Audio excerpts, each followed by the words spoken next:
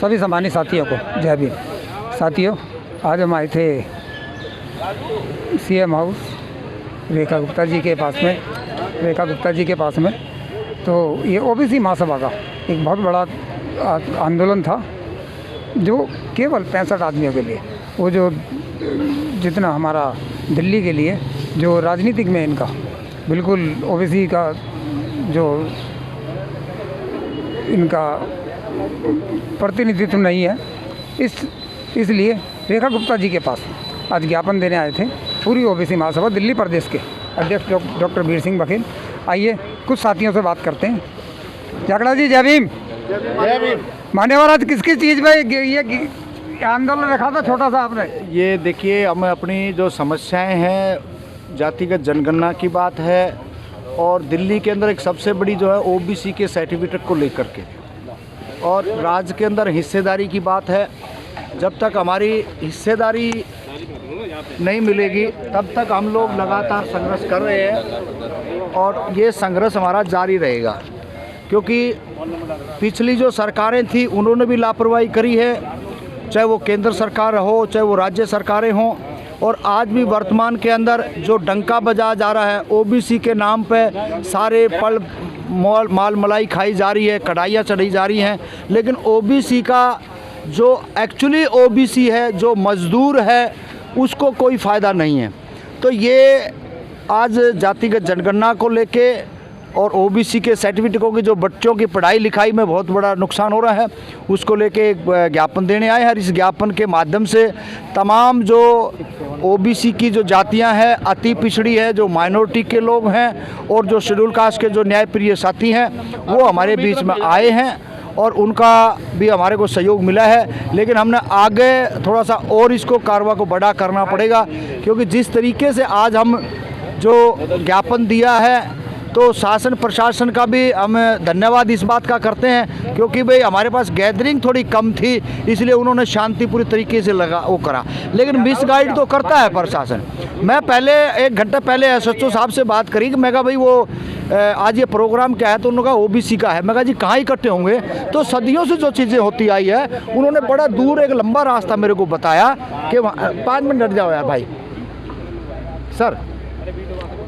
तो उन्होंने लंबा रूट बताया, क्योंकि ये एक सिस्टम में जो लोग बैठे हैं ना, वो नहीं चाहते कि भाई जो गरीब लोग हैं, जो मज़दूर लोग हैं, उनको हक अधिकार मिले। लेकिन ये लड़ाई है। अब हम बार बार कह रहे हैं कि हमारे बच्चे 10+2 में आए हैं, और जो ओबीसी में भी जो निकम्मे लोग हैं ना, उनकी वकालत हम नहीं कर रहे हैं। हम जो जेन्युइन जो पीड़ित हैं, जेन्युइन जिनको अधिकार मिलने चाहिए, उन लोगों की हम बात करना चाहते हैं। जो कोई ऑटो चला रहा है, कोई खेत में मजदूरी कर रहा है, कोई लकड़ी का काम कर रहा है, कोई चिनाई का काम कर रहा है, जो ऐसे जो पेशा से जो लोग मौजूद हैं, उनको बेचारों को कुछ नहीं पता है। और रही सिस्टम की बात है, अरे हमारे पे तो आए दिन लगातार झूठे मुकदमे डाल के न, हमारे को तो अगर आज कुछ बोलना अगर सिखाया है तो इन्हीं की बदौलत हम सीखे हैं, क्योंकि जब इनसे लड़ेंगे नहीं तो आपको पता नहीं चलेगा। लड़ने से सारी चीज़ें आती है। मैं तो आपके माध्यम से भी जो गांव गली में, कॉलोनी में, जो दूर ढाणियों में जो लोग बैठे हैं, उनको एक ही कहूँगा कि अपने हक के प्रति जिस तरीके से शेड्यूल कास्ट के लोगों ने अपना आइकन बना रखा है, इसी तरीके से ज्योतिबा फुले को अपना आइकन बनाए और स्थापित करें कि भारत देश की जो सबसे पहली जो टीचर थी सावित्रीबाई फुले फातिमा शेख, ऐसे को आइकन बनाएं। और जिन्होंने हमारे को दिया है, इस देश के अंदर राजे तो बहुत हुए, लेकिन वीपी सिंह से बड़ा राजा नहीं हुआ।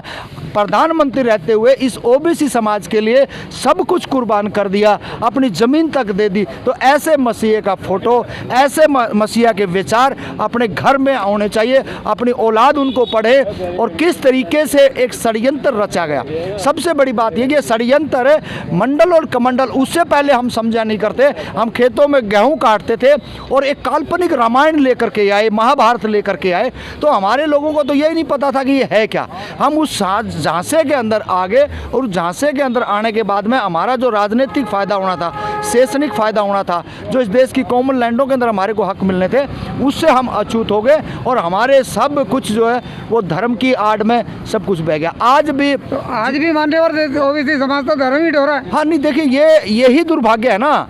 तो मैं तो आपके माध्यम से कह रहा हूँ ना, आज 35 लोग थे अगर काउंटिंग करें 40 लोग बैठेंगे। अरे ओबीसी समाज इतना अगर 52% समाज है। सचेत होता तो मैं कह रहा हूँ यहाँ से लेके और पीछे लाल बत्ती तक जयकारे के नारे गूंजते। लेकिन कहीं ना कहीं ये पाखंडी जो हैं, ये अपनी जो इनकी चाल थी उस चाल में वो कामयाब हो गए।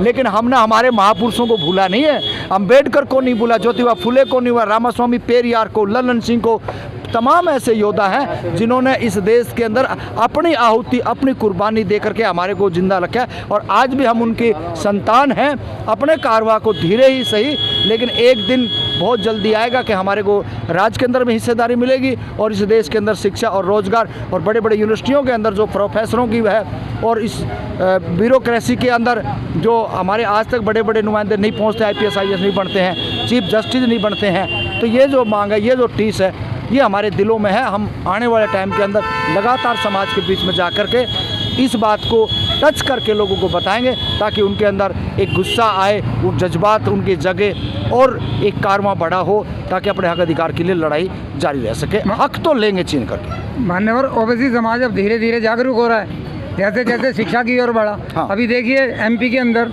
मध्य प्रदेश के अंदर जो मोहन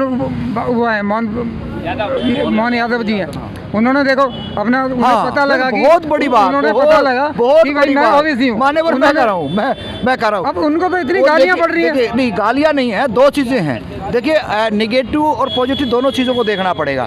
वही मोहन यादव है, आप उसको सुनिए कि वो खुद कह रहा है कि मैं ये बौद्ध देश है, हम बौद्धिस्ट हैं। तो ये बात भी आपको बतानी पड़ेगी कि जो शिकंजे में फंसा हुआ है, जाना बीजेपी के अंदर आसान है, RSS ज्वाइन करनी आसान है, लेकिन उससे बाहर निकलोगे तो आप इस देश के पूर्व राष्ट्रपति बन जाओगे, आप इस देश के राज्यपाल बन जाओगे।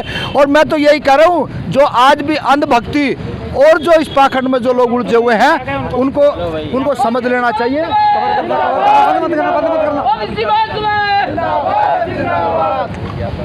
डॉक्टर साहब, ज्ञापन हो गया? हाँ, बिल्कुल ज्ञापन हो गया। डॉक्टर साहब, कैसे बिल्कुल शांतिपूर्वक, कोई दिक्कत परेशानी आपको? देखिए, हमारा चीज़ के ऊपर आपने ज्ञापन दिया? देखिए, हम लोग एक संवैधानिक लोग हैं और हमने कभी भी उपद्रव की बात नहीं करी और ना ही हमारे किसी लोगों ने की। हम शांतिपूर्वक, हम बाबा साहब डॉक्टर भीमराव अम्बेडकर के अनुयायी हैं, महात्मा ज्योतिबा फुले के अनुयायी हैं, उनके फॉलोअर हैं, कांसीराम साहब के अनुयायी हैं। हम लोग कभी भी कोई भी दंगा फसाद नहीं चाहते। हम चाहते हैं कि सरकार हमारी बात को आराम से मान ले और हमारे लोगों को अधिकार दे दे। हमने उसको लेकर के आज ज्ञापन दिया। हमें प्रशासन ने आराम से जाकर के हमें ज्ञापन दिलवाया। मैं प्रशासन का भी धन्यवाद करता हूँ और सभी साथियों का धन्यवाद करता हूँ। प्रशासन की तरफ से कोई दिक्कत परेशानी? नहीं, कोई दिक्कत नहीं हुई है। बढ़िया से ज्ञापन हुआ। मुख्यमंत्री को बहुत बड़ा हमारा मैसेज जाएगा, पूरे देश को मैसेज जाएगा। और हमारे रामफल जांगड़ा साहब, चौधरी साहब, शिषपाल जी और हमारे रसी साहब, सारे सभी जो लोग, हमारे चंद्र प्रकाश भाई से लेकर और आप लोग, सभी लोगों ने मिलकर के जो आवाज़ उठाई है, तो मैं उम्मीद करूंगा कि मुख्यमंत्री जी इसको सोचेंगे और कहीं ना कहीं हमारी बात को मानेंगे। और जो हमारे दिल्ली प्रदेश के लोग हैं, SC ST OBC माइनॉरिटी समाज के लोग, उनको हक और अधिकार देने का काम करेंगे। डॉक्टर साहब, आप पहले भी ज्ञापन देके OBC महासभा ने पहले भी जातिगत जनगणना के लिए वो दिया था, उसका क्या रिप्लाई आया? देखिए, दिल्ली सरकार ने केंद्र सरकार ने कहा था कि हम जाति की जनगणना करेंगे। वो अलग बात है कि बेईमान लोग हैं, कहते कुछ है करते कुछ है, लेकिन हमारा काम है हम अपने साथ। दिल्ली की मुख्यमंत्री रेखा गुप्ता जी को देखे गए थे ना पहले? बिल्कुल, दिल्ली मुख्यमंत्री को मैं हाथों हाथ देके गए थे। 5 लोग थे, 5 लोग। क्या निष्कर्ष निकला? उन्होंने कहा है कि हमने आपके विभाग को भेज दिया है, OBC आयोग को भेज दिया है, जबकि ये गोलमोल करने वाली बात है। क्योंकि दिल्ली में जो रिजर्वेशन है, जो नगर निगम की सीटों में रिजर्वेशन है, वो आयोग का काम नहीं है, वो मुख्यमंत्री का काम है। विधानसभा में इसको प्रस्ताव लागू करना पड़ेगा, उसको एक आयोग उसका बनाना पड़ेगा और जब जाकर के पास करेंगे तब जाकर के, ये कोई बातों में थोड़ी मिलता है। लेकिन मैं कह रहा हूँ, अगर इन लोगों ने इस पर विचार नहीं किया तो हम सुप्रीम कोर्ट जाएंगे। डॉक्टर साहब, जनसंख्या भी, आपकी संख्या भी कुछ कम थी। कौन कह रहा कम थी? फिर भी 60-65 लोग थे। मेरे संकेतक धरना थी, मैंने परमिशन में भी 65 लोग मांगे थे। आप 100 लोग हैं, कम से कम 65 लोग हमने परमिशन ली थी और हमारे पास 100 लोग हैं, तो और क्या चाहिए? हम कोई 10,000 लोगों को लेकर के थोड़ी आए थे, हम मात्र 65 लोगों को लेके आए थे। 65% आबादी की 65% प्रतिनिधियों को लेके आए थे, हम कोई ज़्यादा लोगों को लेके ही नहीं आए। उसमें भी 100 लोग आ गए, 150 लोग आ गए, और क्या चाहिए आप लोग? चलो, धन्यवाद डॉक्टर साहब, आपका शुक्रिया। आपको चंद्र प्रकाश जी कुछ कहना चाहेंगे? OBC महासभा ने कहा था कि 4 तारीख को हम ज्ञापन देंगे और उसी अनुसार हमने 65 आदमियों की अपनी जनसंख्या का रखा था और 65 आदमियों को हम लेके और 65 से लगभग 150 आदमी पहुंच गए और बहुत अच्छे से हमने ज्ञापन दिया और उन्होंने ही बहुत रिस्पेक्ट किया है। लेकिन ये बीजेपी सरकार है, एक बार में नहीं सुनती है, 2 बार में नहीं सुनती है। यहाँ पर लाखों लोग और उपद्रव नहीं होता है जब तक ये सुनते नहीं हैं। ये हमारा लास्ट ज्ञापन है। अगर इन्होंने नहीं सुना हमारे इस ज्ञापन को, क्योंकि हम पहले भी दे चुके हैं, उस पर भी कोई कार्रवाई नहीं हुई, केंद्र को दिया है हमने, लेकिन अब की बार ये लास्ट ज्ञापन दिया है। अगर इस ज्ञापन पर भी काम नहीं हुआ, 4 अक्टूबर को ज्ञापन देकर जा रहे हैं, मैं दोबारा तारीख बता रहा है चंद्र प्रकाश प्रजापति, अगर इस पर काम नहीं हुआ तो बहुत बड़ा आंदोलन होगा और दिल्ली को हिला दिया जाएगा। धन्यवाद।